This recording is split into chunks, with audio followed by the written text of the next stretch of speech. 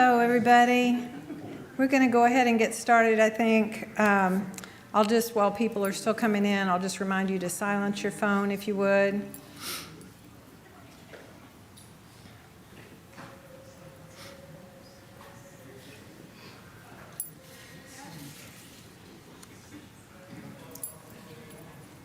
Okay, let's make it official. I'm Terry Thornton. I'm Curator of Education here at the Modern, and it's my pleasure to welcome you to Tuesday evenings at the Modern. Tuesday evenings is a weekly presentation program that's free and open to the public and runs for continuous weeks in the fall and continuous weeks in the spring. Tonight we close what has been a big season, and we are doing so in a big way with the artist Kahlil Robert Irving. Many know from his work in the Modern's current exhibition, I'll Be Your Mirror, Art and the Digital Screen, if not perhaps from other sources, such as you may also know about his current installation, Kahlil Robert Irving, Archaeology of the Present, at the Walker in Minneapolis. Or perhaps you saw projects, Kahlil Robert Irving at MoMA in New York in 2021-2022.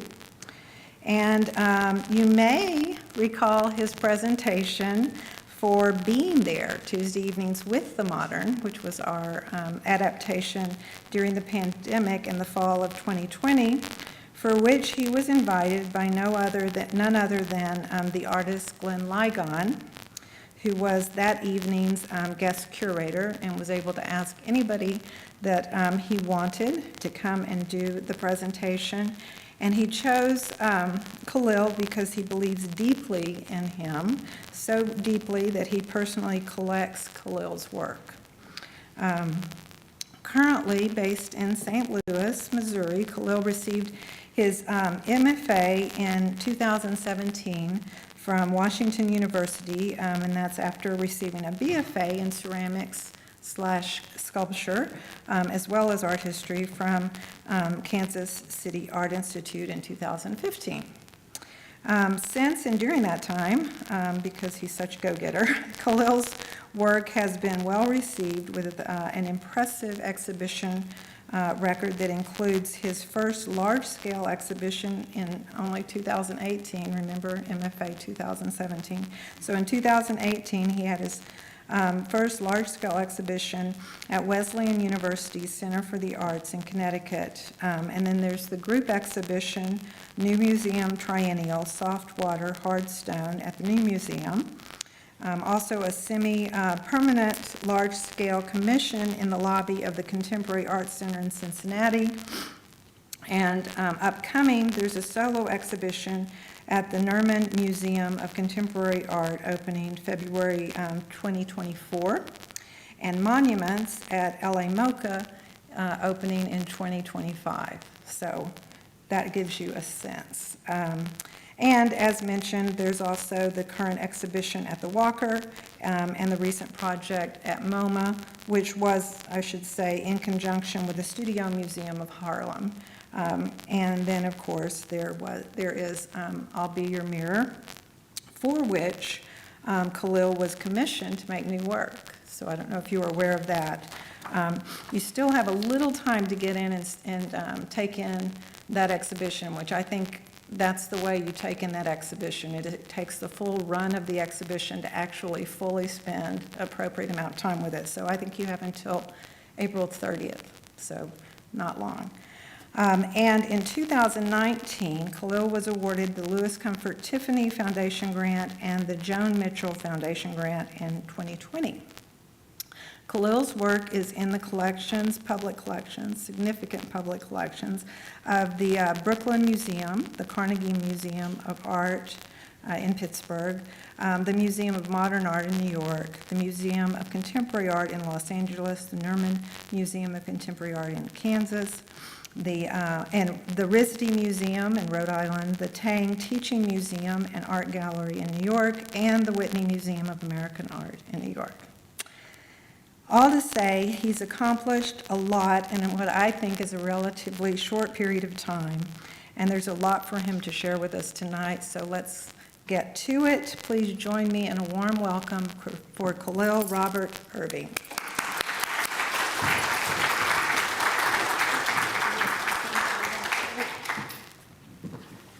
Thank you all for having me here this evening. Thank you so much for the Moderns invitation. It's great to be able to be here in person. The previous presentation online was pretty amazing and significant, doing it all the way from my non-renovated home. Now that it's a in-progress work, it's like kind of amazing to to bring that history back full circle, being here. And thank you so much to Allison Hurst, who's at home speaking to us. She's not able to be here, but it is with Allison's support and kind of investment in me to be able to bring the project that I did here to the museum.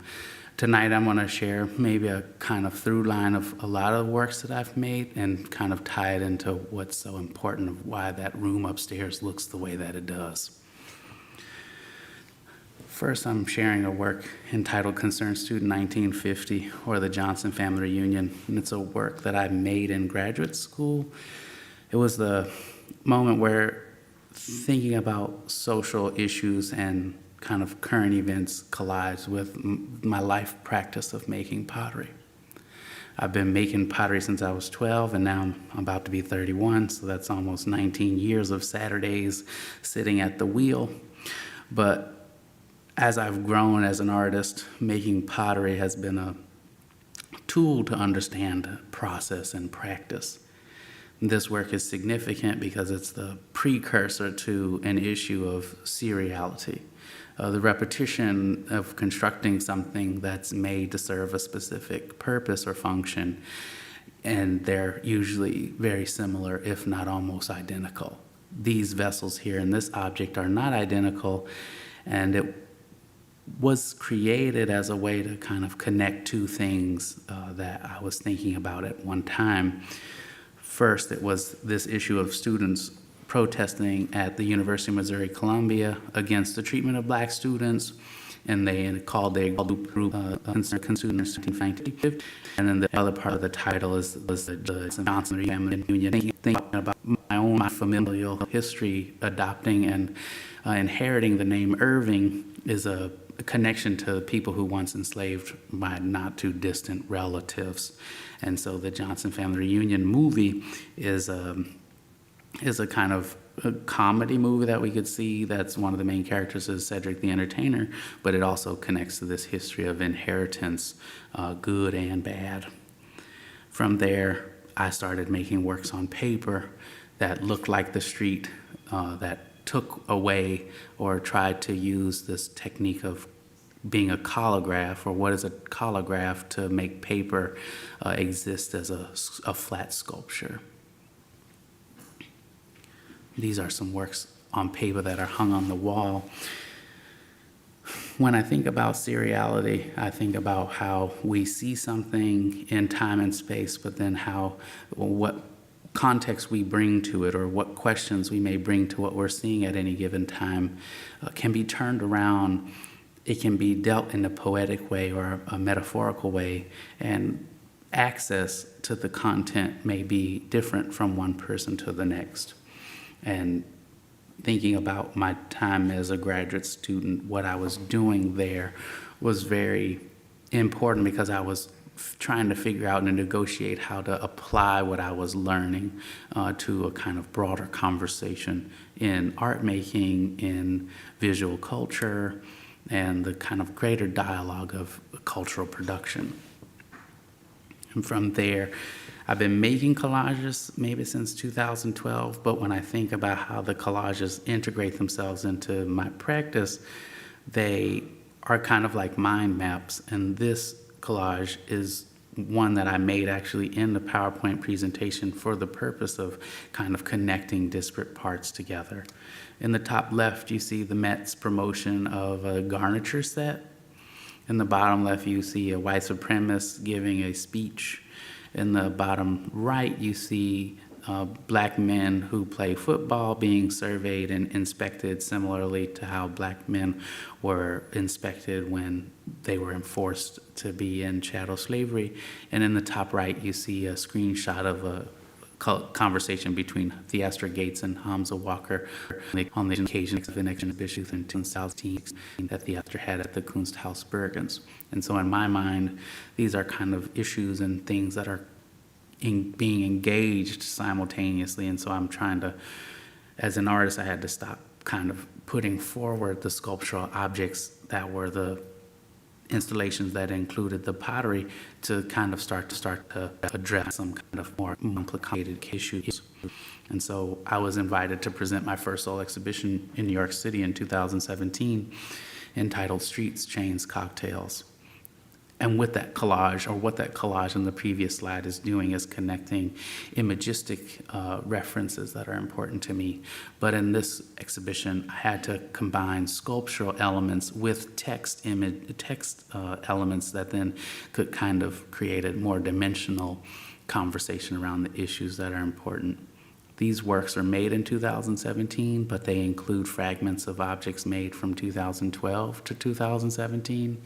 And they're also talking more directly to an issue of a current event in 2014 where a police officer killed a young man in St. Louis, and it was worldwide news. But for several years, I didn't have the space and time to kind of rectify and kind of resolve that experience and my kind of connection to that experience, being from St. Louis, being a young black man, and how Mike Brown's life is no longer with us, like he's not here with us living anymore, but how these objects in this conflation of time can create a record of a multitudinous experience in one, and that the ceramic can act as an archive, a fictional and a personally constructed archive of information.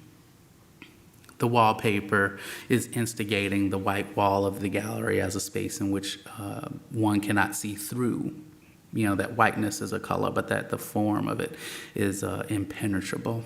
And then to sit these sculptures in front of a vibratory space, kind of contrast their vibrancy into kind of being even more present. The wooden construction is like the beginning of an interest of presentation furniture that I will continue to speak through. But every exhibition that I construct is really based on the place or the space that's allotted to me. And so this space is a storefront, and it's really frontal. And so I'm addressing the kind of street audience that may not necessarily come into the gallery, but that is passing by. And much like the reference in the objects, the sculptures look like they're amassed from things that passed by, but they're actually fabricated by me in the studio. So nothing in the ceramic sculptures is found. This work from 2017 is a complex one because I call it's part of the title of seven memorial pack, and it's relating the kind of a trajectory of selling soda or memorable packs of beer. If you know, like that Super Bowl super pack beer where you get a 12 pack and they have like gold foil on them and everything, but it's like this work is kind of a marker of time in my practice where it kind of set the tone of how I would work going forward. This is the rear part of the gallery. This exhibition included 11 sculptural works and one large work on paper and the wallpaper. And I'll talk a little bit more about the wallpaper works, just not right now. It's kind of, in my practice, I feel like there are two roads that are moving forward simultaneously. And I can address some issues that kind of connect to some of the things that you'll see, and then I have to like go off and make a whole nother exhibition to address a whole nother set of contingencies that don't necessarily cross. This is a work entitled Black and Blue, RIP, New Layers, No Charges for Wilson or Europe. And so on the top of the sculpture, you see this grayish brown thin sheet of ceramic that looks like paper, and I've used image transfers on the surface to make it look like newspaper even more, but aligning the history of a current event that's someone enacted such a hateful act of violence against someone, connecting that to the history of appropriative ceramics. The blue floral motifs are from their reproduction of Meissen German ceramic decorative pottery. But in fact, in this sculpture, there's no fragment of European Meissen. It's all fabrication by me. This is a collage entitled, what is it? It's a collage in black and blue from 2017.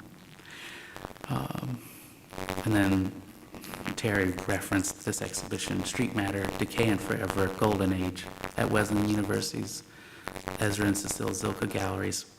It was kind of the first exhibition where I saw sculptures made out of ceramic, sculptures made out of mixed media, the works on paper existing at the same time.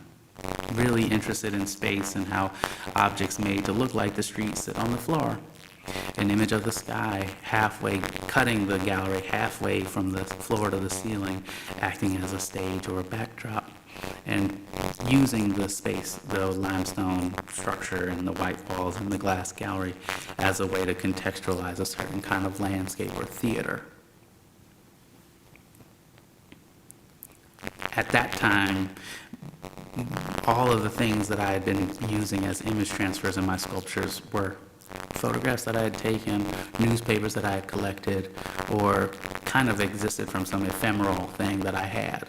And at this moment is where the digital collages that I'm making started to really kind of involve much more rigorous engagement with the digital technology. And I didn't really realize how that was going to change my practice, but how information is shared and the lack of governance maybe that's constricting in the internet. For me, it's not necessarily constricting because I can kind of search for anything that I'd want. So in any given work, there could be a bajillion references of information, but you'd have to kind of dig and parse through them. And at that moment, it also allows for a completely different audience to engage in the work and find solace in the work that maybe, you know, a young black man may be able to look at the work and experience a certain kind of issue or question that another audience member would never be able to see or understand, because the context shifts and the perspective is coming from a completely different place. And so this three-part collage in this slide is kind of thinking about the past and the present of that part of my practice and experience of making. This is a work that was from that installation entitled 100s, and the way that I set it up is that on the left it's flanked by a vessel that's covered in text from a police officer murdering a man in 2011 and being acquitted in 2017.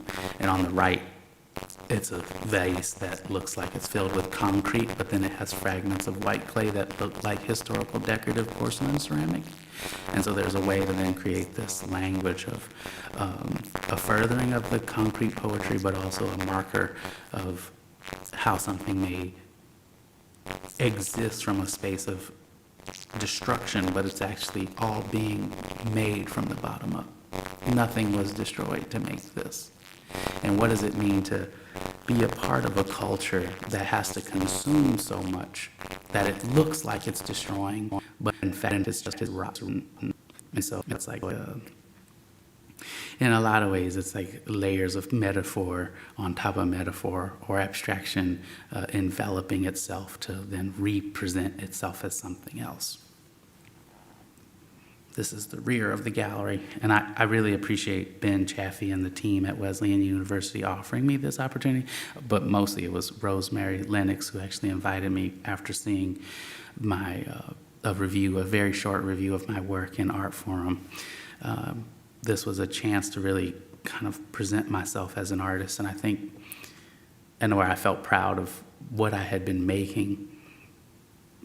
I think as a student, we can like engage in making things, but never really know where it may go. And once you get someone who's like willing to commit and invest in what you're doing, it really kind of changes the experience. The confidence comes in, and it may really allow you to do something more freeing. In the distance, I made a work with a jacquard loom, and it's a very large floor weaving entitled Grounds for My Fathers and His Fathers and His Fathers and His Fathers, in parentheses, Smoke and Ashes. And that work is very important because a lot of the men in my father's side of the family were in the armed forces, and most of them have all passed. And so this was a space for me to also remember my family, but also make a reference to one of my favorite musicians, Tracy Chapman. And this space just fit perfectly within it. And so the seriality, again, coming in through not maybe the casting in a mold, but using a very historical and actually the earliest computer technology to recreate an image of asphalt from my neighborhood. And so that's layered over on top of itself over and over and over. It's about, I think it's almost like 12 feet by 12 feet.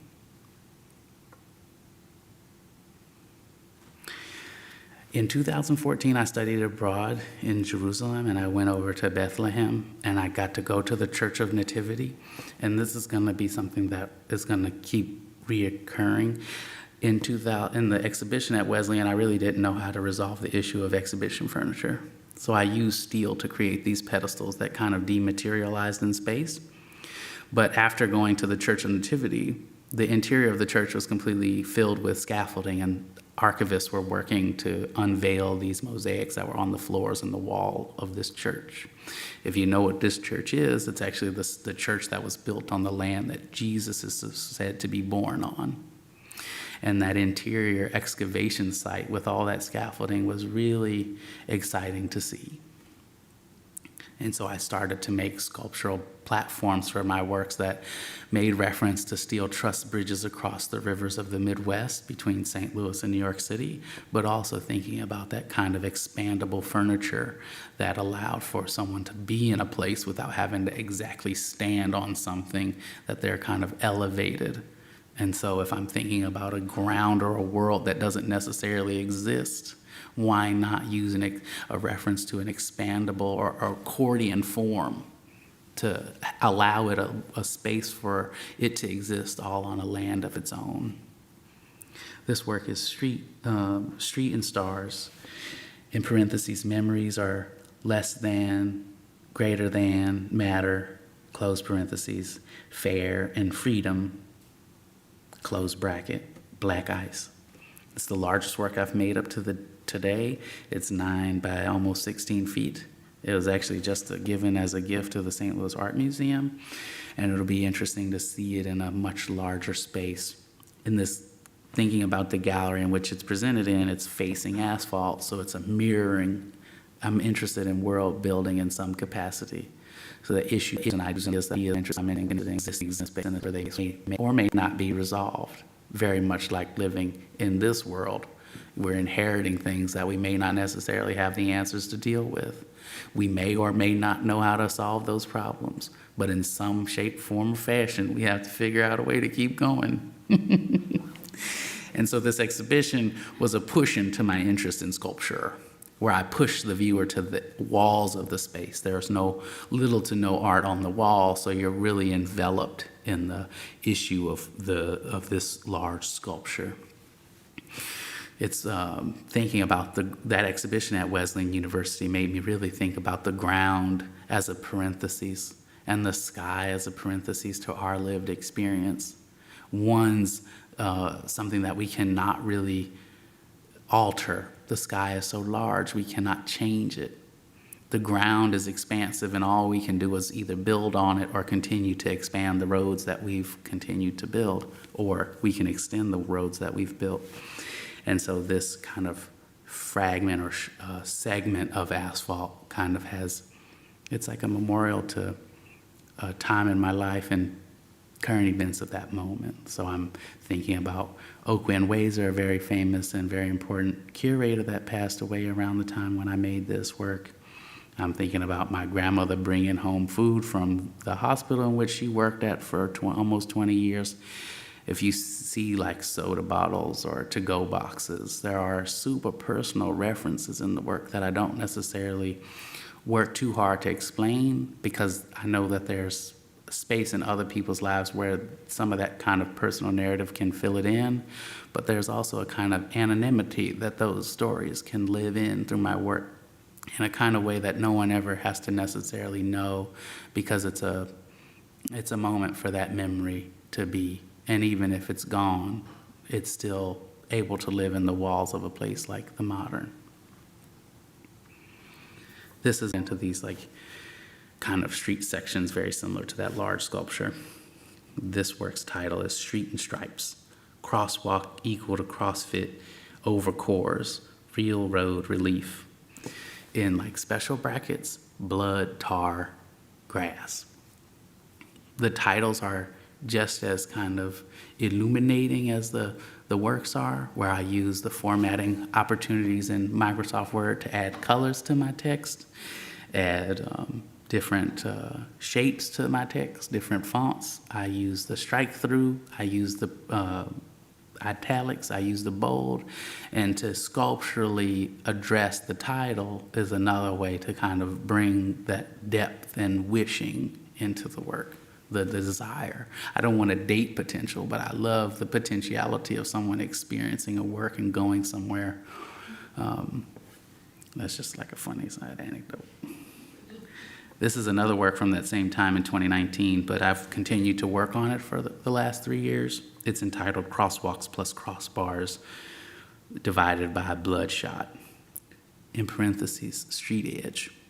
And this is the first time I've ever presented a work on paper where I've actually punctured it or cut it and took a fragment out of it. This work, the frame on the back, it can hang in any direction. It could hang vertical or horizontal in both ways. So I really love my framer. His name's Igor in New York City. His studio's in Gowanus in Brooklyn, and he's like super fantastic to work with.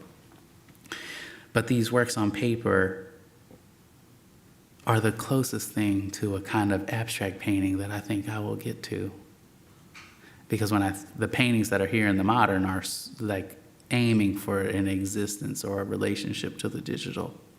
They're desiring to be close to the screen, whereas this is so desiring to be close to the kind of emotive issues and questions that painters were dealing with in the mid-20th century.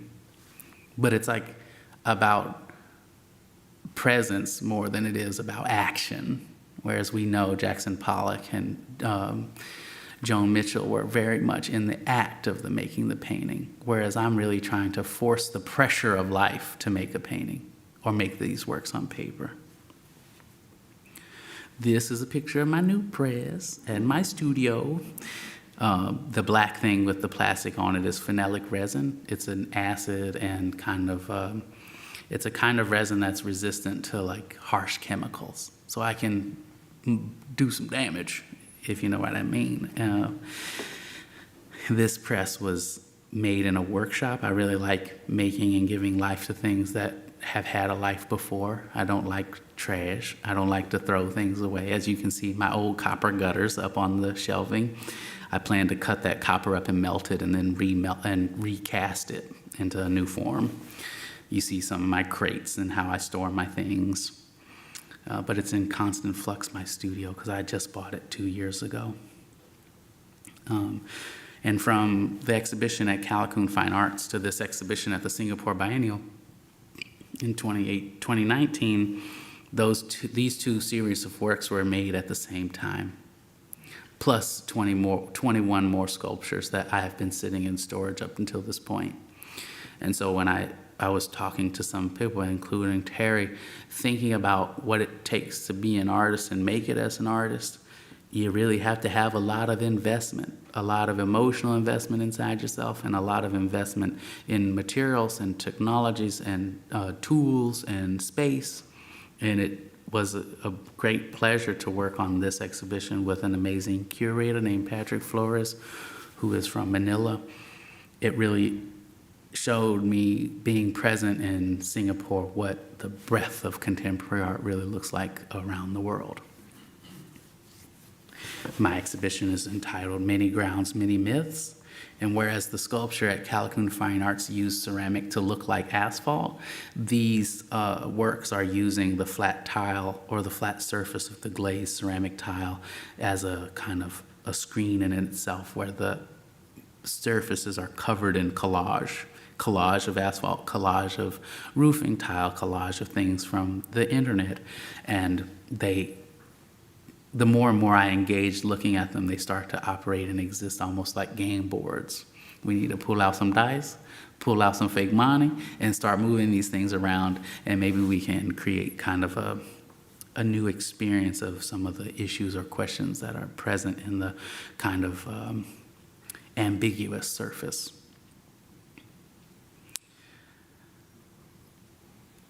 I have these images that are embedded in this presentation that I don't necessarily want to talk about explicitly, but they're, when you see this group of people and you see one after another, it's like a kind of repetition, amassment. This is what I hope that you recall when you see the digital collages on the wall upstairs. It's not solely that it's just a basketball game. It's not just the moment where Michael Jordan wins the 50,000th NBA finals. It's about collective experience, and how do we question, re-question, solve, or help negotiate new issues as a kind of collective being within this culture that we call the United States. I kind of isolate the United States because in a lot of ways, a lot of people look to come here because it's like a place where a lot of things can happen in somebody's life and it'd be good for them. But then it's also we're facing so much terror, like the young boy in Kansas City who was shot in the head because somebody was confused by his presence at their doorstep. It's like a lack of kindness. So how do we negotiate markers of history, and what do we really want to be known for? And I'm from St. Louis, so I don't really watch no Bulls basketball, but Michael Jordan is a very important person to the history of Black culture in this country. He's a very important figure in the history of the culture of this country. And that very moment of him shooting this shot is seared in a lot of people's brains born before a certain time. And how does the vestige of that experience still exist? In a lot of ways, that's what my sculptures are aiming to do, is to really wrestle the vestige of that existence, or the existence of that memory. This is a screenshot of one of my favorite television shows, Homeland. And this is the 6th season, where Claire Danes, the main character, one of her best friends, infiltrates this data farm out in New Jersey or Connecticut or upstate New York, and he goes inside there, helps them reset up their projection of all their fake profiles or whatever. And it was nuts how popular culture and popular television, surveillance and political warfare is very similar to what I had been making in the studio, and I had no idea. My installations, this is At Dusk at the Contemporary Art Museum, St. Louis, it is referencing something in motion. We're seeing it still, but it is in motion. It's a non-living in a non-penetrable space that is constantly moving. It's constantly in existence, even though we can't penetrate it. And so in this exhibition, I'm presenting a kind of question on the wallpaper's relationship to these immobile sculptures that I've made that mark certain times in my career. In the distance on the pedestal, you see a sculpture entitled Downtown Norfolk, Nebraska, 1998. And on the right, next to this figure's head, you see my untitled Namjoon Pike from 1974. And you see almost the full print of the cloud collage that I showed a few minutes earlier. These wallpapers are aimed at being a kind of momentary diary, a diary of things that I've collected over from 2019 to 2021. All of what's or 2022 is this year between living in New York and coming home to St. Louis.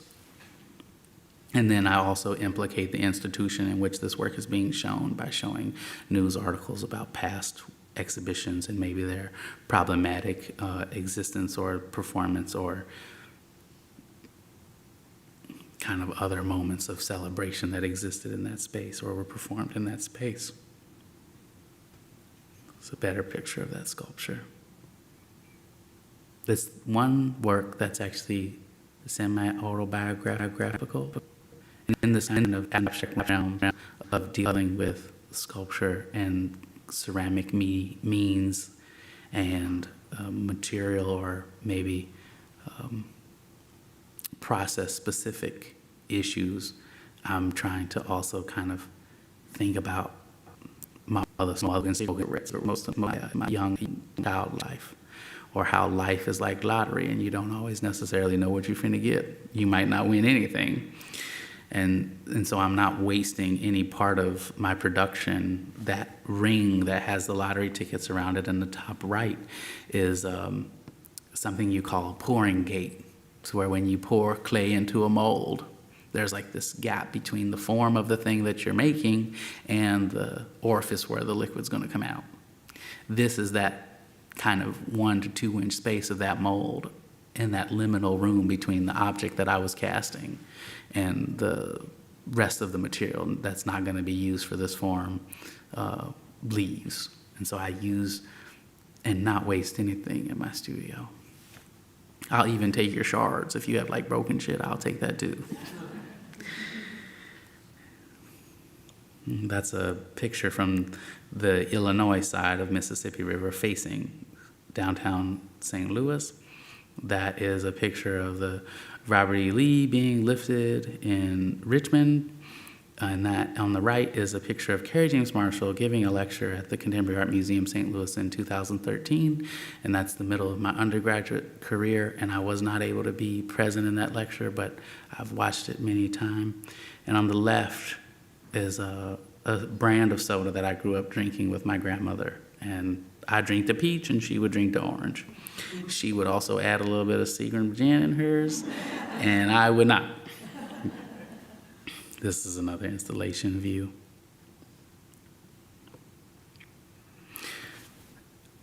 Wrestling with the digital space and how the digital space is always in motion, and my collages are rendered still. This digital light box called Mixed Messages, Streets and Screens, AOL plus lottery was a kind of gesture trying to get the images to a bit closer to the screen, get it closer to the computer or get it closer to the phone, but still not moving. And on the floor is an example of a smaller work on the issue of the tile or the mosaic. And actually this picture here is like people having a parade, celebrating, waving flags. What are all the things that are left in the wake of this kind of gesture? In these groundworks, they act as a kind of catch to that narrative. It's not the ground that those people were riding that big truck on, but it is a ground in which some of the issues or questions or thoughts and ideas that are important to those people could kind of live within or live on. And so these like sections of brown clay, brown glazed clay, this is just like it's like supposed to or designed to look like a kind of a fragment of a piece of litter, but at a distance you may think of it as a sheet of paper that has kind of been submerged or pressured into the top of the asphalt. This is a closer picture of my Namjoon Pike. And the reason why I chose this Namjoon Pike to show on top of my wallpaper, and it was maybe one of the goals that I was wanting to do with the installation here at the Modern, is Namjoon Pike was talking about artists using screens in their work. It says, when will artists have room-to-room installations of TVs in the museum? And he was asking this almost 50 years ago. And so to put my work in conversation with this question that Namjoon Pike was asking in the previous decades, it kind of allows maybe a little bit of context to what and why my collages look the way they do. I'll show you some different installation views of a few more exhibitions, and then I think that might be it for this evening. But this is my exhibition projects at the Museum of Modern Art. This exhibition encompasses images that I've collected from,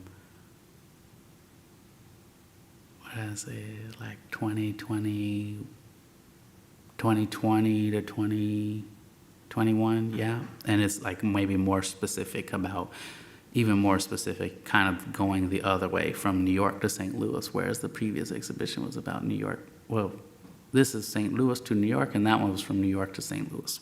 So it's this back and forth kind of tennis that I play with the things that I'm screenshotting, collecting, or kind of amassing in this cache of library in my external hard drive. Since the gallery was 2 stories tall, I created these, can you see my cursor?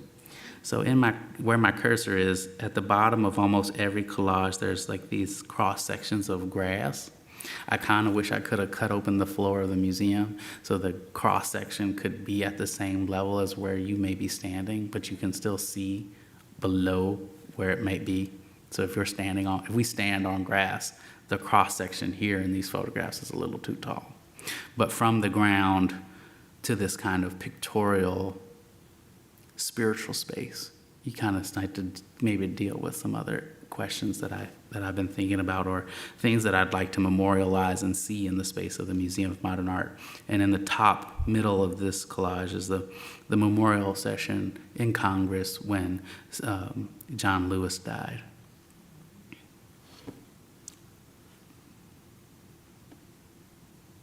On the right, you see this large collage of clouds, and at the bottom you see a cross section of asphalt.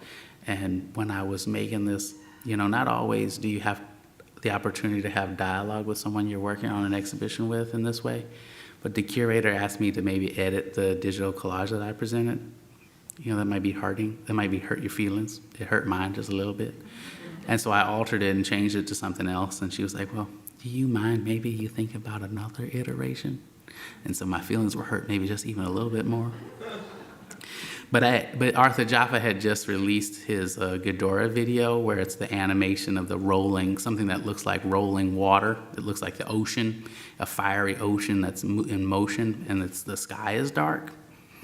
And this collage, the animation made his the water form, or the kind of part of the video that's in motion, look like asphalt.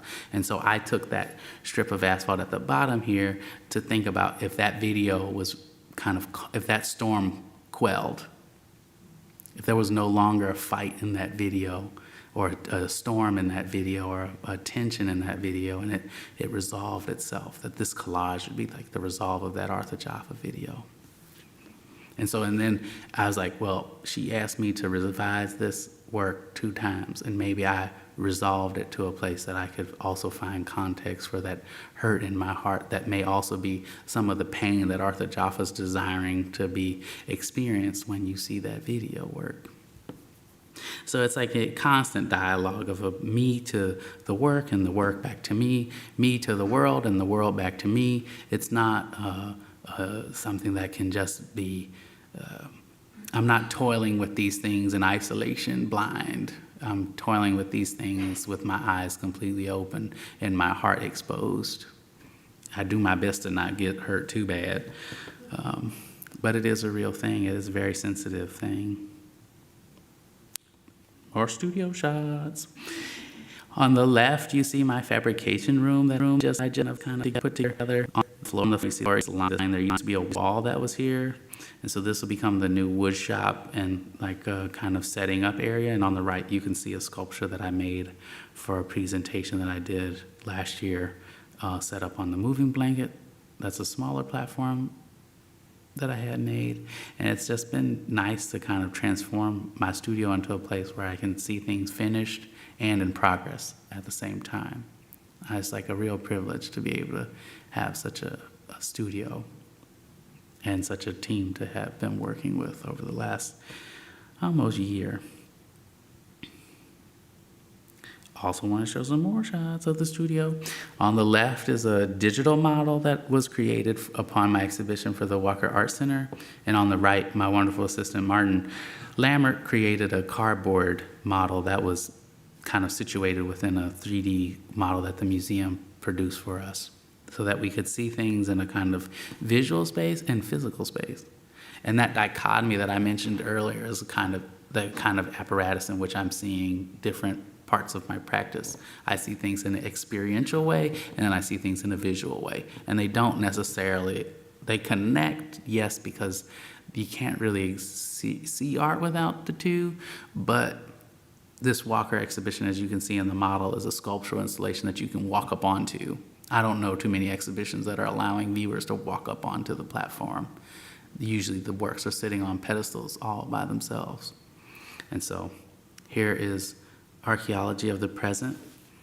There are 3 floor sculptures that kind of reveal themselves to you as you walk up onto the platform in this area right here. And then there's a video, whoa, too soon. And then that's a video work on the right side. This large black kind of rectilinear form is actually a tube. It's a ceramic pipe that's 42 inches in diameter and it's 6 feet tall. It's 4,000 pounds. I painted it black. I wanted it to be, it's called monument, from an act to a void. You know, we think about voids as being spaces that are impenetrable, that you cannot, once you enter them, they kind of, you like fall into them and you disappear into them, but that a void could be made in 3D. The pipe, I wanted it to be where you could see into the pipe, but you can't see the bottom. So then it almost like acted as a well, but I couldn't get that. So I let the viewer touch it. And so it activates this space that's supposed to be something that is nothing into the real, into the 3D realm of our existence. And then this large 10-foot tall brick structure is a reference to the history of brick making in St. Louis, and it's called Stele scraper. And so a stele is a historical object that's carved out of stone, mostly, to make as a marker. It's like a religious or a cultural artifact from different cultures around the world. There are different examples all over the place. But a scraper, a skyscraper, one of the first skyscrapers was designed and built in St. Louis. It's called the Wainwright Building, and it's built out of brick, and it has a lot of Louis Sullivan decoration around it on the exterior, which some people call terracotta, and some people call red earthenware, but the terracotta means architectural decorative motifs and ornament. And making a reference to the history of brick making in St. Louis, this is actually tile. And so that the alignment with industrial facsimile or industrial techniques to kind of skirt the real is a new endeavor. And it was graciously put together and supported by the team at the Walker Art Center, who not only helped me source the different materials that I wanted to use, they also helped me realize this large platform that I could never have realized on my own. And so there's one amassment sculpture present too that you see on the OSB platform. And the goal is to align this like facsimile and issue of reproduction that I'm doing in the studio to industrial produced ceramics. That ceramics is not a thing that people are just like solely toiling away into like in a pottery studio, but that ceramic exists in such a massive influence in our day-to-day lives, and we don't necessarily know it. The pipe was made and sourced by a sewer company down in Phoenix called Building Products. And then the brick tile is used all over the place. And so I'm thinking about ceramics existing more in an industrial sense than just a history of American ceramic studio ceramics. This work is titled Street View, Pool and Paper, Underground Starways. I designed this new form where the tiles have a frame on them, and that frame kind of allows the kind of pictorial space of the work to kind of be autonomous and have its own space and agency. But also the goal is to maybe make things to exist inside that frame that is a little bit bigger. Here, There are some works that replicate sheets of newspaper, and also really, really tiny, right above this cursor, is a gold grill, like a teeth, fake gold teeth that I made out of ceramic. And really happy to see this, because you can now use that one-to-one, that expandable furniture that was built, that scaffolding that was put together in the Church of the Nativity, now being used and exercised as a gesture for myself, but then making a world that was being revealed all to its own. This is a couple pictures of that work that's in that vitrine.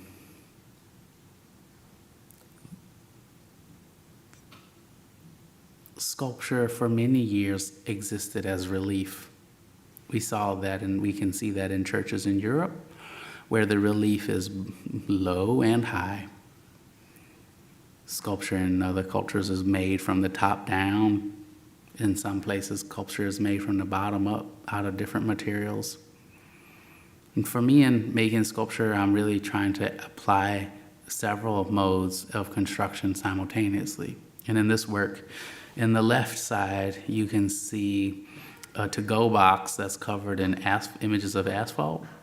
And so it's a kind of a formal issue. And then on the right, you can see the silver gilded flattened can. For me, those are two different ways of negotiating relief. But then the can is aimed to try to make it look like a piece of aluminum. And then on the left, it's trying to use the collage image of asphalt as a way to hide the relief. The tubes are extruded. The vase, the blue vase that you see here, is cast from a mold. And then the kind of the amorphous form is actually made from slurry. So it's kind of, I'm not trying to allow you to know exactly how I made it. Back to studio photographs. On the left is the large painting that's upstairs in the gallery, packed up in its crate. And on the right is one of the sculptures. And that sculpture's titled Needs Must, The Devil Drives, Collaged Street Mix, Purple Drink. A couple more studio photographs. I don't consider necessarily myself a painter, but I've been making some paintings on canvas.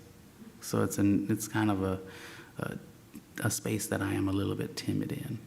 And then on the right, you can see my documentation set up.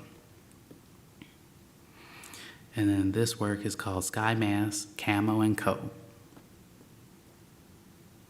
It's a lot of soda manufacturing that has happened in St. Louis. And a lot of those factories don't necessarily exist anymore.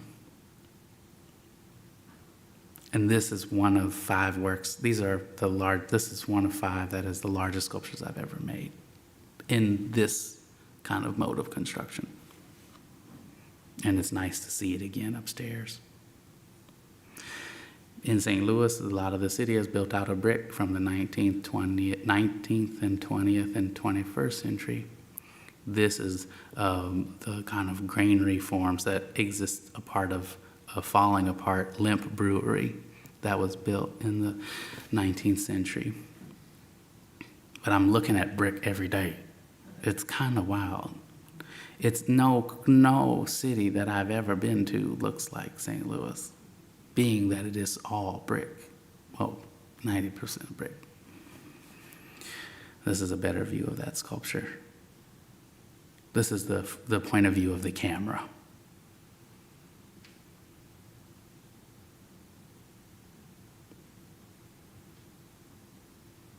And now we get to the modern. On the left, you see the large painting. In the middle are the 2 sculptures that I just showed you photographs of. But on the walls, you enter the gallery and it's almost a perfect square. And so I thought, how could I negotiate sitting things that are made by me in the studio in relationship to images from disparate sources? I could have told a timeline, I could have made it linear, but in fact, I just kind of made it as I saw it in space. And I really, from this point of view, the only thing touching both sides of the corners on the top are the sky.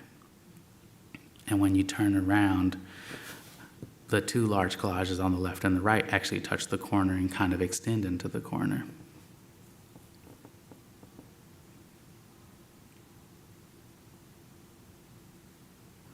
And so in here you can see a small painting that we made in the studio. That's actually a collage that is blurred, and then the large work on the right.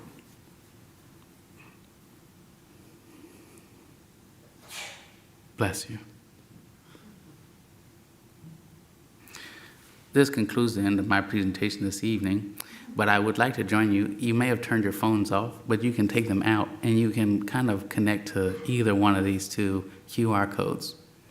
One of them is to one of my favorite artworks called How to Measure a Room by Mel Bachner. That's in the collection of the Museum of Modern Art. And then one of the QR codes is the state of Missouri's link to the record of enslavement laws in the state of Missouri. And so to think about my participation in an exhibition that is built around the history and kind of existence of artists working with between the digital screen and the real, my work is not like using technology in a sense in which you have to engage with it in a kind of interactive or performative sense. It's interacting with the screen in a kind of a lived experience. So in a lot of ways, it sculpturally renders it still or quiet, but in fact, it's like pretty involved. Thank you so much.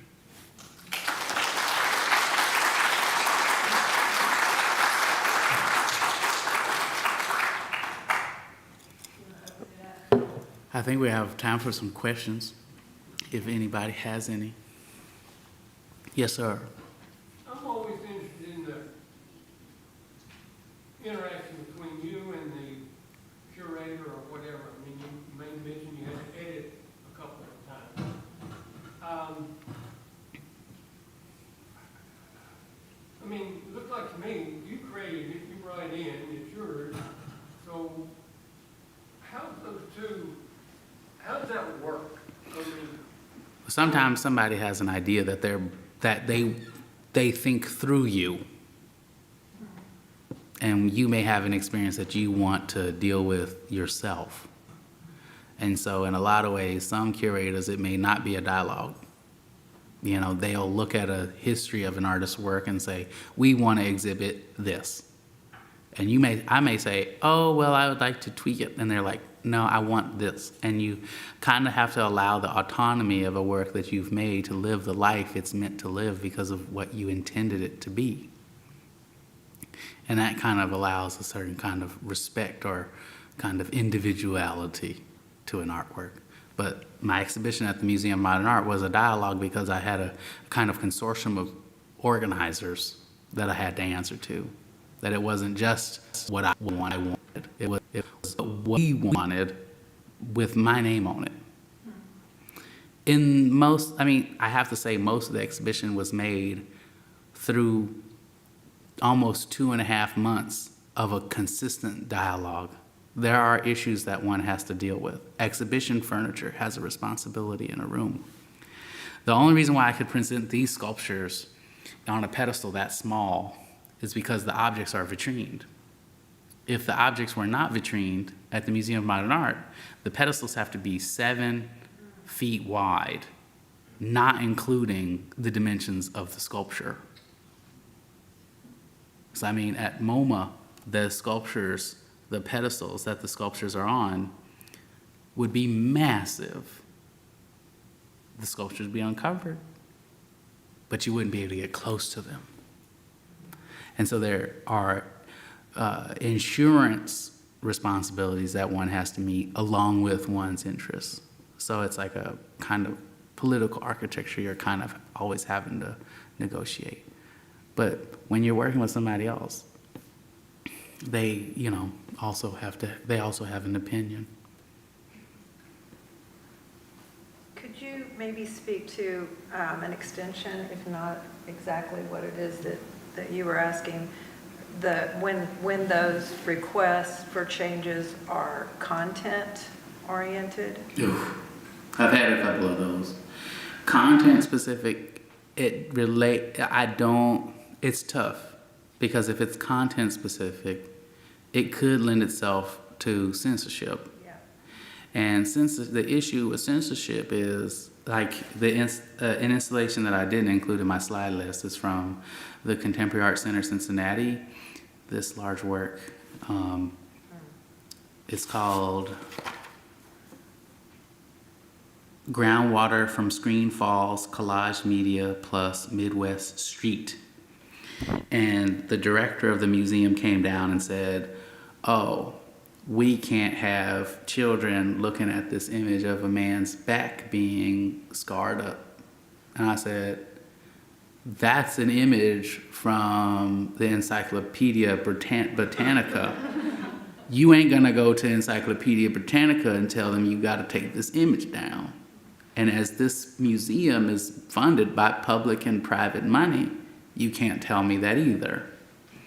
But then she started to continue to pick through, and she was like, oh, well, it says nigger right here, so you have to cover this up. And I said, no, I'm not covering it up, because a lot of the children that are gonna come in here are faced with this atrocity in language. So the people who use that language need to see it to know that it's inappropriate, because contextualizing it within this wallpaper allows you to know that it is important and relevant and needs to be acknowledged. And so we had a lot of pushback, and I had a lot of back and forth with her, and I did have to cover it up. Because if I didn't cover it up, the kids, like the greater audience, there would have been huge stanchions in front of my exhibition that would have disallowed a lot of people to see it. But at the same time, this was put up in 2020, and then in kind of mid to late 2021, this is the museum where the permanent installation, semi-permanent installation is installed, and it's a digitally printed carpet, where I redesigned the whole lobby's carpet in relationship to Zaha Hadid's question about an urban carpet. And so it's a low pile carpet that is looks like asphalt, and then there's litter on the asphalt revealing different information. So the issue of censorship is a touchy one. It's complicated. It is. Yeah. So I really appreciated how you showed us a lot of process and behind the scenes in the studio.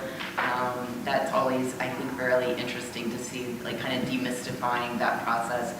And also one of the things that I found really interesting about the practice and the work is how you are using, in some ways, kind of traditional fine art practices that are addressing, well, using materials from traditional fine art practices to talk about these industrial, constructions. And one of the things that kept going on for me over and over as I was looking through the work is that I felt like the work was really talking about hidden labor. And so I don't, if you want to expand upon that, or how that, if it does fit into your practice. Well, maybe some of you can see that I'm maybe born to mixed parentage. And so on one side of my family is all kind of forced into hidden labor. I grew up with my grandmother, and she was a nurse for almost 50 years. My great-grandmother was a house staff for a long time. And my great-grandmother is the youngest of 9, and that part of my family, that's 3 generations from enslavement. Her mother was enslaved. My great-great-grandfather was enslaved. So our identity is inextricably tied to our labor and our performance and our living, how we act as living beings.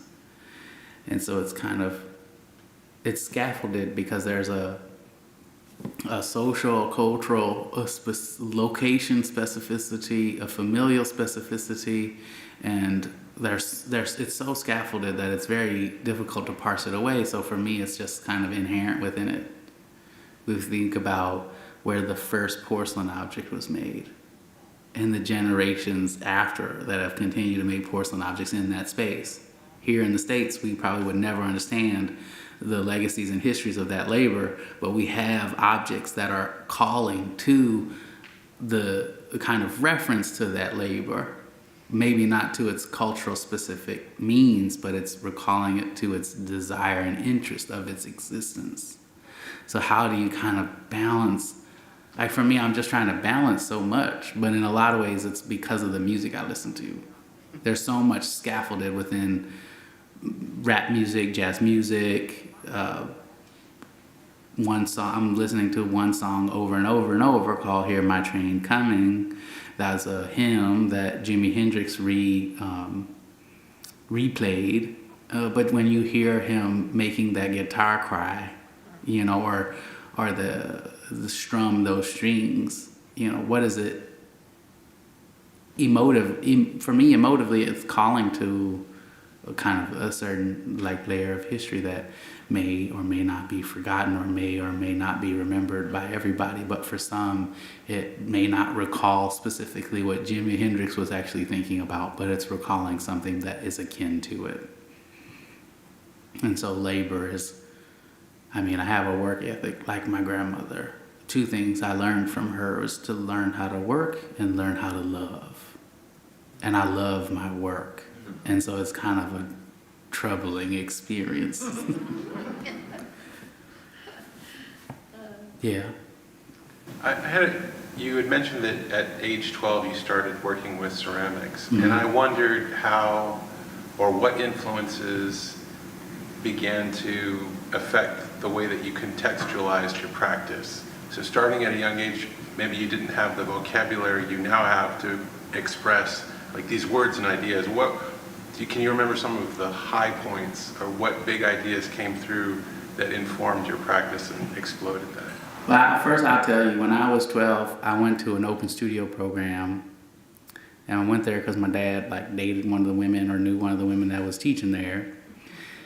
And we sat at the table. I sat at the like group table, and I formed something with my hand. And at that time, I didn't like things under my nails. So I didn't like the clay under my nails, but I saw the pottery wheel. And they said, well, if you want to be on the pottery wheel, you got to be a return customer. And she didn't call me a customer, but you had to, you know, come over and over and over again because it's a process, and it becomes a part of a practice to learn it. Some of the big ideas was like just opening the fucking kiln. You get that glazed thing out and you're so excited to see the transformation, the kind of investment of energy, I think was something that exploded on me. I didn't really understand it and relate it to art necessarily, but I went to a portfolio development program at another nonprofit organization, and there I met a woman who went to the Kansas City Art Institute. And I think that was like maybe about 17. I was struggling with pottery because it wasn't really doing for me what I wanted it to do. And so one night she looked at me and she said, look, this is a jar. On the outside of the jar, it could express love. And on the inside of the jar, it could express hate. How do you do that? And I think that was the moment where I realized that there was like issues and questions that I could really negotiate or renegotiate or fight against. And it allowed me to have this like individualism in my practice. It like showed me autonomy that I never necessarily knew I had before. It showed me I had a voice, or I could have a voice. And I think from 17 to 31, I've been working on trying to refine that voice. Butting up against the question or the answer that you just gave, you'd mentioned splatter paintings. Mm-hmm. I kind of wanted to know what the performative nature of, you were talking about the performative nature of work. What would that kind of look like for you? What's your splatter painting? Because a lot of your stuff is very constructed, very thought processed. There's a lot of different layers. What would your freedom in construction look like?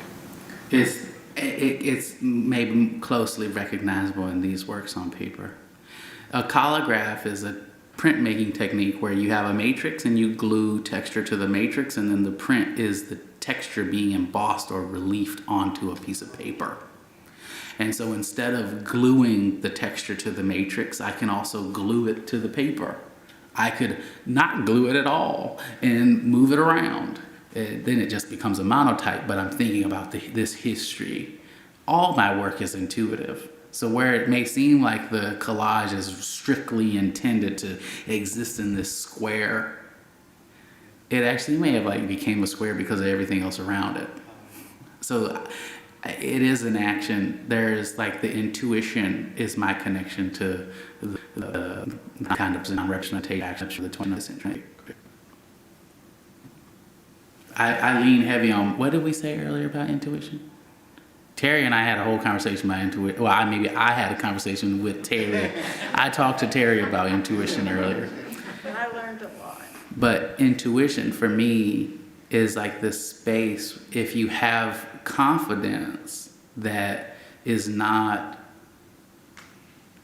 out on a limb on its own, it can show a trust and belief in gesture. You know, where you see my work as heavily composed and kind of on point, that's because I've had a strong training in craft and execution. Curation. I make good things. So when I make a gesture, the gesture got to be good. You know, it's like you gotta, and I don't, well, also with ceramic, I can put it back to the kiln. I don't have to let it be what it gives me. You know, for many people, and when you make a mark, it exists. But for me, I can cover it up. I'm not gonna say that I'm gonna erase it, but I can add. I think all of my work is an additive experience.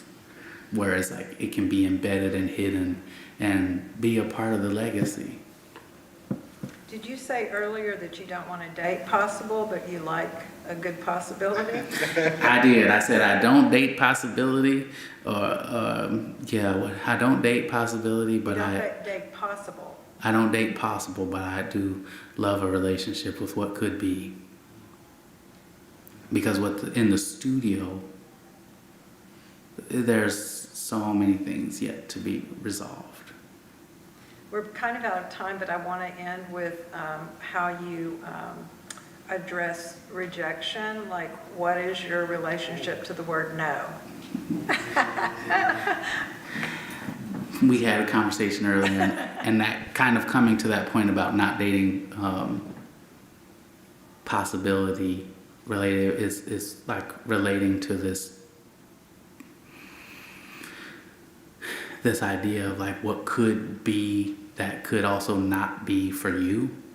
And when something, like if somebody invites me to an exhibition and it doesn't necessarily work out and, you know, ultimately they end up telling me no, or if you're dating somebody and they ultimately tell you no, it's actually just your next it's like you're just going to pay attention to your next opportunity. Like, could NO exist as an acronym and not something to hurt you? You know, take it as a positive and acknowledge your independence and your agency to claim your presence and what you can do, not what somebody is maybe taking away from you. Beautiful. I love it.